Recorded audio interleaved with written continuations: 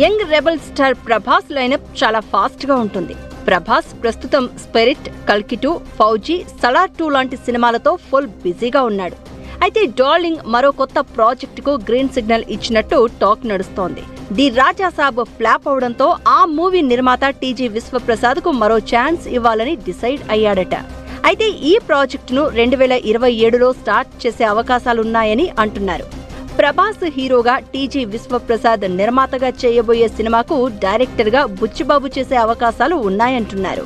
ప్రస్తుతం రామ్ చరణ్ తో పెద్ద మూవీ చేస్తున్నాడు బుచ్చిబాబు. ఏప్రిల్ 30న సినిమా రిలీజ్ కి రెడీ అవుతోంది. అది అయిపోగానే బుచ్చిబాబు ప్రభాస్ సినిమా స్క్రిప్ట్ వర్క్ స్టార్ట్ చేస్తాడు అంటున్నారు. మరి ప్రభాస్ బుచ్చిబాబు కాంబో ఎలా ఉండబోతుందో, ఎలాంటి జానర్ అనేది సస్పెన్స్ గా మారింది. ఇది కూడా భారీ బడ్జెట్ మూవీ అంటున్నారు. పీపుల్ మీడియా ఫ్యాక్టరీలో ప్రభాస్ మరోసారి చేయబోతోన్న సినిమా కావడంతో ఈసారి పకడ్బందీగా ప్లాన్ చేస్తున్నారని చెప్తున్నారు. ప్రభాస్ బుచ్చిబాబు కాంబో నిజమేనా, లేక మరో డైరెక్టర్తో సినిమా ఉంటుందా అనేది వేచి చూడాలి.